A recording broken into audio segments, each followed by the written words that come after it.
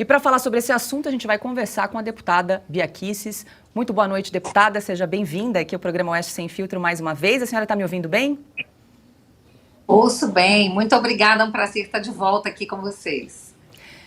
Deputada, quero começar perguntando quem são esses 8 ministros que a senhora convocou e por que, rapidamente, eles foram convocados. O Twitter. Bom, na verdade, só uma correção, eles foram convidados, não convocados, porque nós, por acordo, transformamos os pedidos, os requerimentos de convocação em convites e temos, assim, procedido na Comissão de Fiscalização e Controle, por acordo, o que tem garantido um ótimo andamento e nós estamos conseguindo que todos os requerimentos dos parlamentares sejam acatados.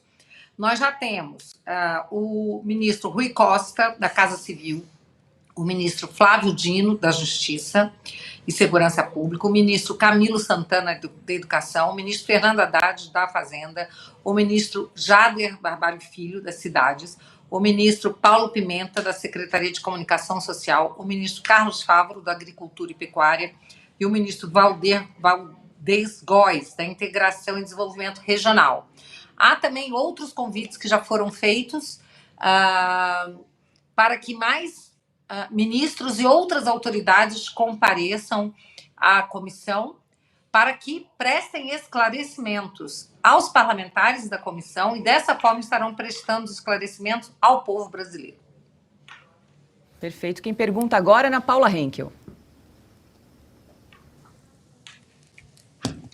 Boa noite, deputada. É um prazer tê-la mais uma vez aqui com a gente.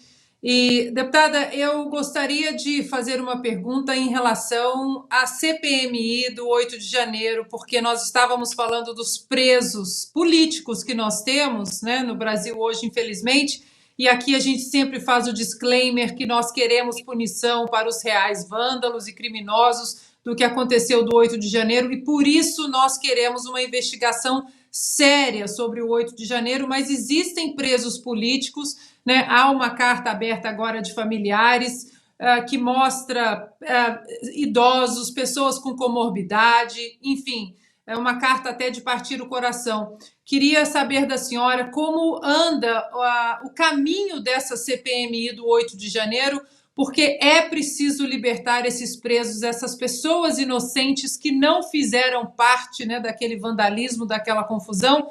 E eu acredito que a CPMI do 8 de janeiro é um dos caminhos mais rápidos. Como anda a CPMI, deputada?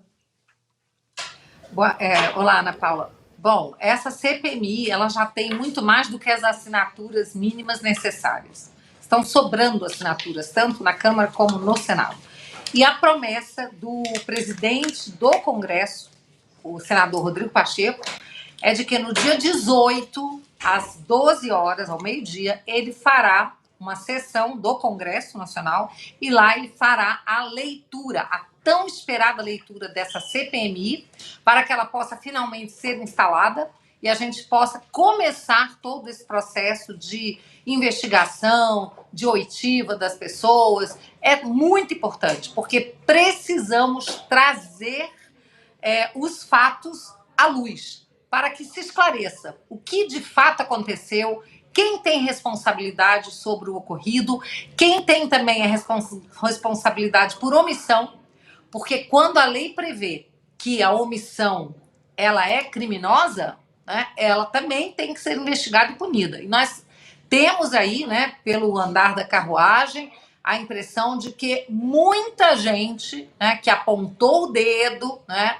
que ficou chamando as pessoas de terrorista, pode sim estar envolvida ou por ação ou por omissão. Nós estamos conversando com a deputada Bia Kicis. Agora o Silvio faz a pergunta.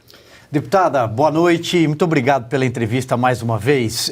tenho acompanhado a participação desses ministros em outras comissões, especialmente Flávio Dino, na comissão na CCJ e depois, né, voltou à Câmara. E a impressão que fica, deputada, é que a base do governo, que é pequena, tem um número ali, não chega a 130 deputados, tem tumultuado essas audiências justamente para não responder perguntas sobre temas espinhosos. O 8 de janeiro é um deles. Eu queria a avaliação da senhora, se a senhora observa a mesma coisa. Sim, eu observo isso e estou tomando todo o cuidado e vou tomar medidas para que isso não ocorra na nossa Comissão de Fiscalização e Controle, onde o ministro Flávio Dino virá, né, no dia 3 de maio para também prestar esclarecimentos. Então, nós estamos fazendo um acordo de procedimentos para evitar esse tipo de tumulto, de balbúrdia, ainda mais na comissão em que nós temos a função precípua de fiscalizar. Infelizmente, muitas vezes as pessoas acabam entrando na pilha, né, se perdem, responde uma provocação com outra provocação, e a gente perde ali o objetivo daquela sessão, daquela audiência. Então, esperamos que nas próximas audiências, especialmente na Comissão de Fiscalização e Controle, a gente consiga dar a palavra ao maior número de parlamentares e possamos também ouvir as autoridades chamadas. Paulo Eduardo Martins. Bia, boa noite. Grande prazer te ver. Minha amiga, minha companheira de tantas batalhas, né? Tanta coisa que a gente já enfrentou junto em Brasília. É muito bom estar com você aqui. Quero te parabenizar pela presidência da comissão, por esse trabalho super importante de fiscalização. Conseguiu aprovar os requerimentos, vai ouvir os ministros. Esse é o caminho, é isso que o Brasil precisa mesmo. Esse pessoal precisa prestar conta. Não pode achar que... Eles não podem achar que podem tudo. É assim mesmo. E eu quero dar um testemunho também. Eu fui membro da Comissão de Constituição e Justiça quando a Bia presidiu essa comissão. A Bia foi a primeira mulher a presidir a Comissão de Constituição e Justiça. Eu sei o que fizeram com a Bia. Tá? Preconceito, desrespeito, todo o manual do canalha foi aplicado naquela comissão. Sobretudo pelas mulheres que eram do outro grupo político. Isso me dava tristeza de ver.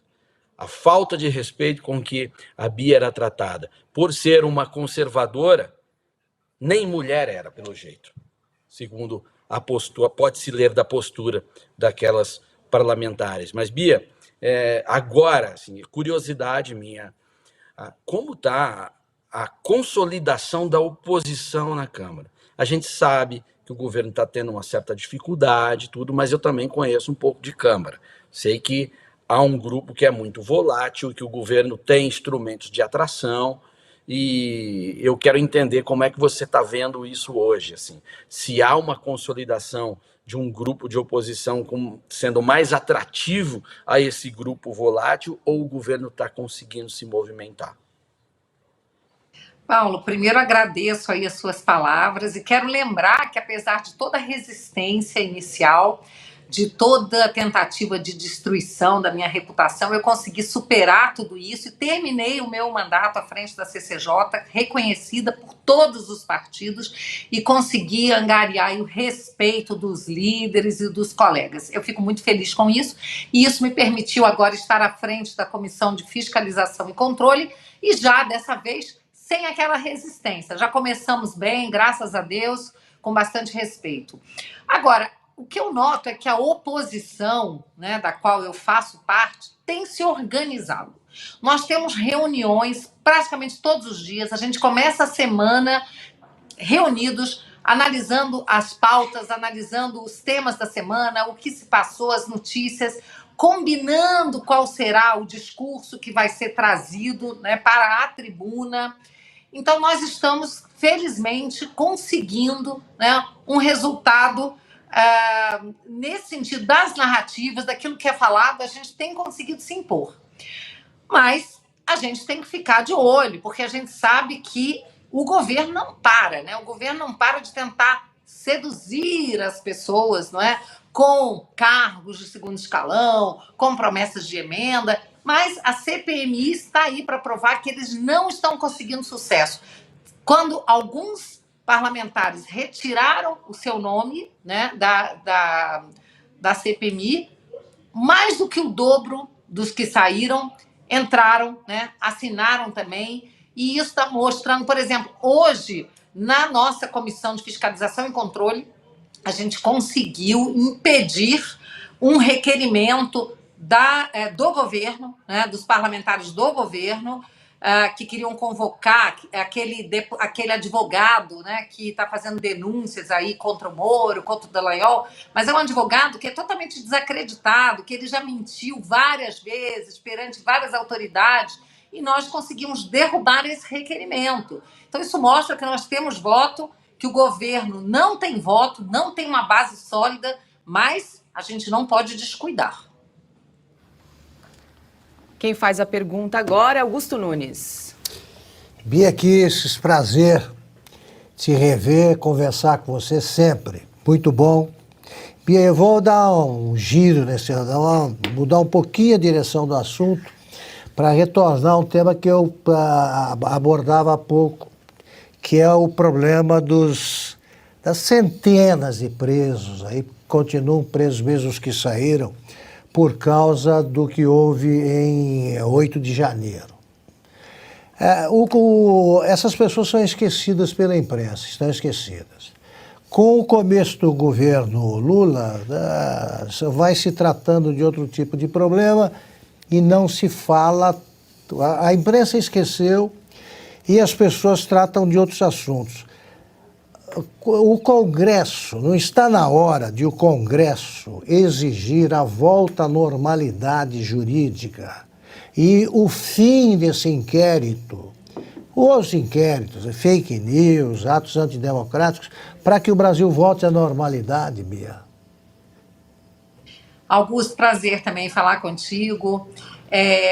Eu te digo o seguinte, essas pessoas, né, elas podem estar esquecidas pela mídia, mas elas não estão esquecidas por nós, nem por vocês, nem por grande parte dos brasileiros, né, e por grande parte dos parlamentares. Na segunda-feira da semana, eu e o senador Isalci estivemos na Papuda, fomos visitar os remanescentes, aqueles que ainda estão presos, são 168 homens, existem várias mulheres também na colmeia. Eu ainda estou aguardando autorização para ir à colmeia, mas tive autorização, esperei por mais de um mês, e fui à Papuda, conversei com essas pessoas, ouvi, né, o clamor delas, a angústia, e nós estamos sempre lembrando da situação dessas pessoas. Com relação ao Congresso exigir o fim desse inquérito e dos outros, isso infelizmente não depende da Câmara dos Deputados. A Câmara errou feio quando autorizou a prisão de um deputado, Daniel Silveira. Com isso, ela permitiu que o Supremo se sentisse à vontade para passar por cima das nossas prerrogativas. Isso foi extremamente nocivo. Mas agora, quem pode fazer algo é o Senado. Existem diversos pedidos, inclusive, de impeachment. Existe aí uma CPMI, né? Nós estamos colhendo assinaturas para a questão do abuso de autoridade, né? Nós não estamos parando. Agora, tudo seria mais fácil se nós tivéssemos conseguido que o senador Rogério Marinho tivesse sido eleito. Nós sabíamos que isso marcaria a virada da chave.